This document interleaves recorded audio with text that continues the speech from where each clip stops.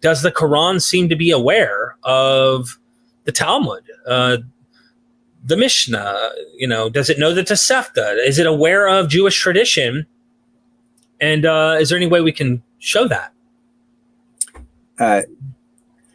Western scholars for centuries have tried to show that the Quran is a derivative text that comes out of, if there were Christian scholars, out of Christian tradition, but distorted. They didn't quite get it right.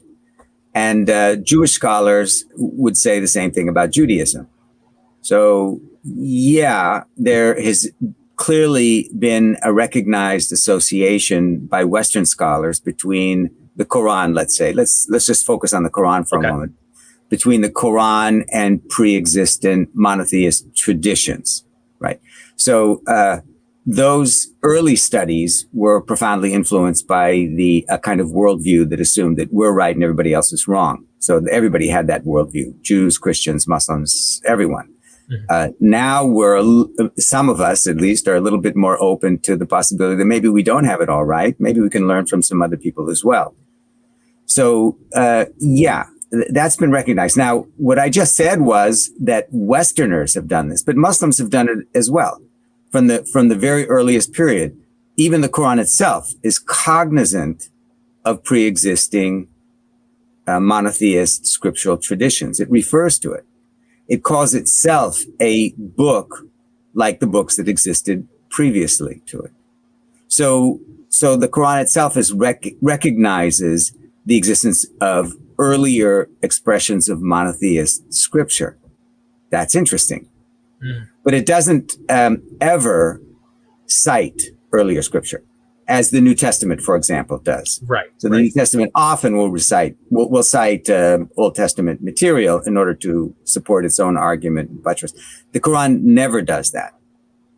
So it's been a kind of a game for Christian and Jewish scholars. And when I say Christian and Jewish scholars, I mean Christian and Jewish scholars who are believers within their tradition. There are also Christian and Jewish scholars who are taking an agnostic, non-religious approach to the study of Islam, but the real kind of believers who were trying to buttress their own faith were trying to find the sources of the Quran in their own traditions. And although some have made arguments for it, they have not really succeeded in doing so. And for me, I was a Christian. I'm no longer in any particular faith practice, but I appreciate and love learning about the history and the stories and where they come from, and I'm source critic and all that kind of stuff. So I definitely see the New Testament's doing these things.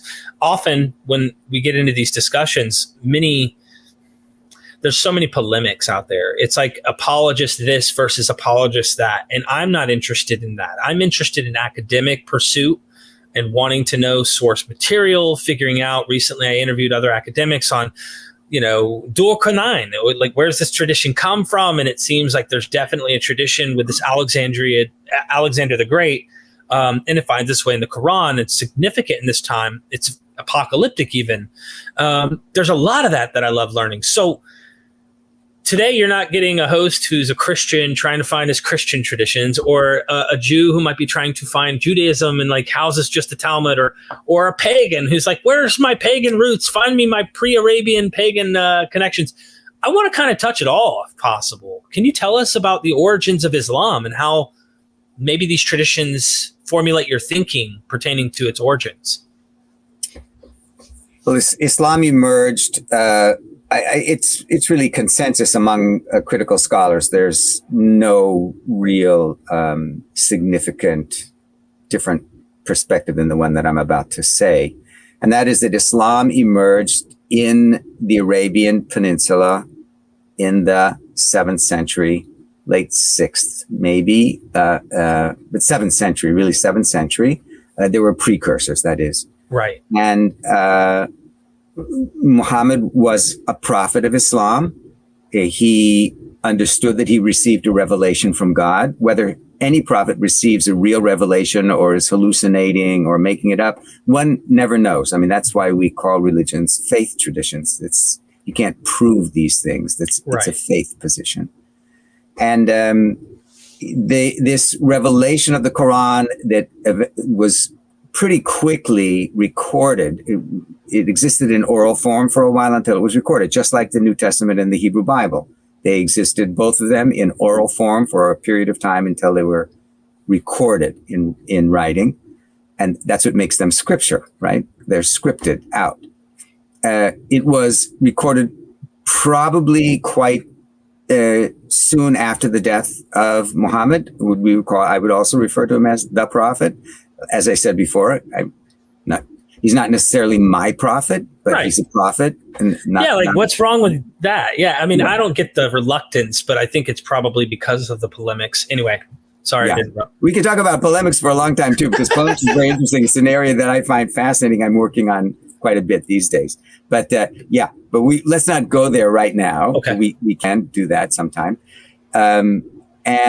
And so the Quran really is associated with Arabia, with central Hijazi area of Arabia, with a prophet who was called Muhammad. Whether that was his original name or not, nobody really knows. I mean, the assumption is no, because Muhammad simply means the beloved one. So, I mean, he could have had, there's some other possible names as well, but that's not important for our discussion.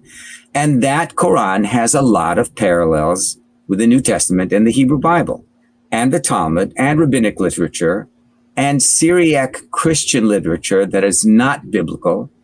It has a lot of associations with all of these texts.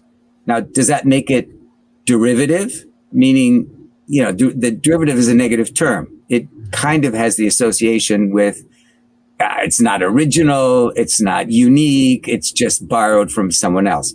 But all of our scriptural texts are derivative, because all scripture is an anthology. Every scripture is an anthology. It's an anthology of works, of stories, of traditions, of laws, of perspectives, of homilies, and it's all edited together. And that material comes from a lot of different locations, a lot of different places, right? So the Hebrew Bible, the earliest, right? The Hebrew Bible is sort of the source, the core, and the New Testament sort of emerges out of that tradition and adds to it. And the Quran emerges out of that tradition and the New Testament and pre-Islamic Arabian traditions, and then adds to it. So the original would be the Hebrew Bible, right? But no, that's not true.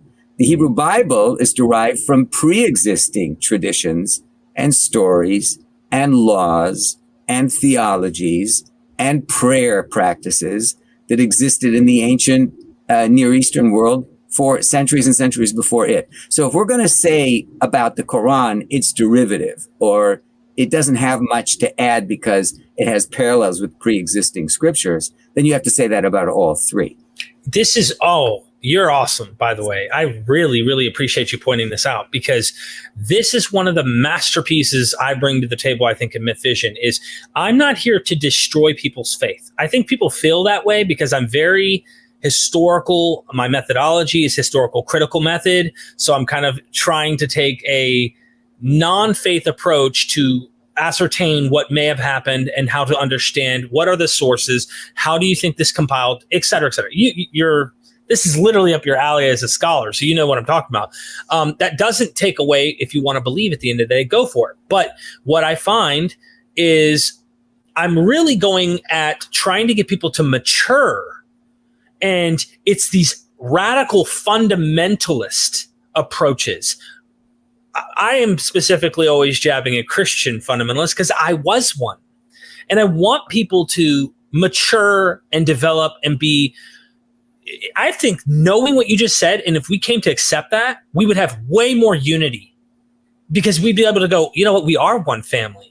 I think my tradition's a little better and I think it's true, but I'm not going to go over here and attack you and call you names and belittle you, and vice versa. Like, I feel like we would get along better if we knew what you just said and actually saw that evidence and accepted it. So I just want to say thank you. And I appreciate that statement so much. I can't tell you how much I appreciate that statement. So what's next?